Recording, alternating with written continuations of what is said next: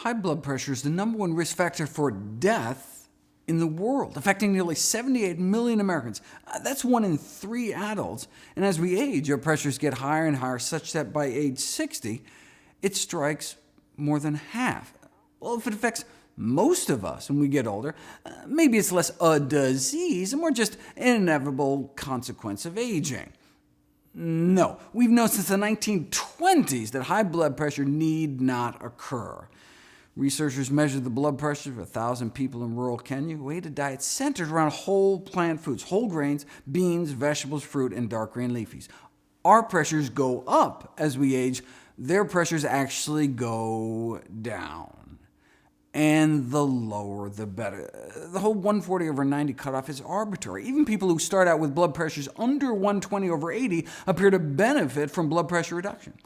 If you went to your doctor with a blood pressure of 120/80, you'd get a gold star, but the ideal blood pressure, the no benefit from reducing it further blood pressure, may actually be 110/70. 110/70? Is it even possible to get blood pressures down that low? It's not just possible, it's normal for those eating healthy enough diets.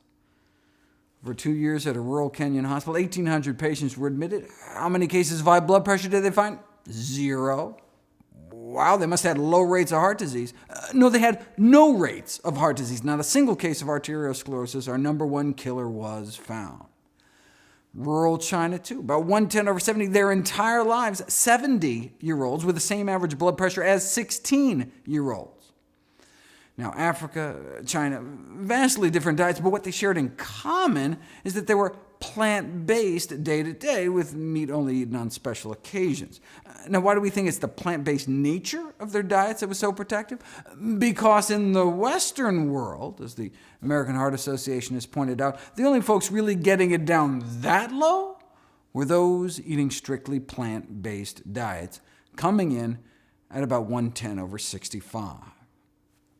This is the largest study of those eating plant-based diets to date, 89,000 Californians, comparing non-vegetarians to so-called semi-vegetarians or flexitarians, eating meat more on a weekly basis than a daily basis, compared to those who eat no meat except fish, compared to those who eat no meat at all, compared to those who eat no meat, eggs, or dairy. Now, this was an Adventist study, so even the non-vegetarians didn't eat a lot of meat, and they tended to eat lots of fruits and vegetables, and exercised, and not smoke. And so even compared to a group of relatively healthy meat eaters, there appeared to be a stepwise drop in hypertension rates as people ate more and more plant-based. Same thing with diabetes and obesity. So yes, we can wipe out most of our risk eating strictly plant-based, but it's not all or nothing. It's not black or white. Any movement along this spectrum towards eating healthier can accrue significant health benefits. You can show this experimentally. You take vegetarians, you give them meat and pay them enough to eat it, and their blood pressures go up. Or you remove meat from people's diets, and blood pressures go down in just 7 days. And this is after the vast majority reduced or stopped their blood pressure medications completely.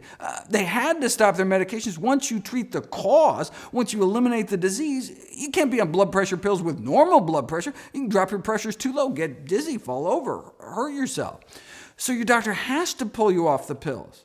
Lower pressures on fewer drugs. That's the power of plants. So, does the American Heart Association recommend a no-meat diet? No, they recommend a low-meat diet, the so-called DASH diet.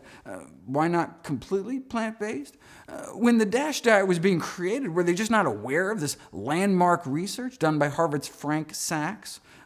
No, they were aware. The chair of the design committee that came up with the DASH diet was Frank Sachs.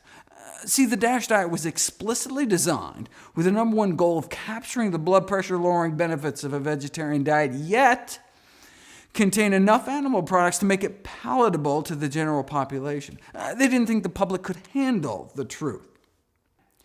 Now, in their defense, you can see what they were thinking. I mean, just like drugs never work unless you actually take them, diets never work unless you actually eat them. So they're like, look, no one's going to eat strictly plant-based. So if they soft-pedaled the message and came up with some kind of compromise diet, then maybe on a population scale they'd do more good. Okay, tell that to the 1,000 American families a day that lose a loved one to high blood pressure. Maybe it's time to start telling the American public the truth.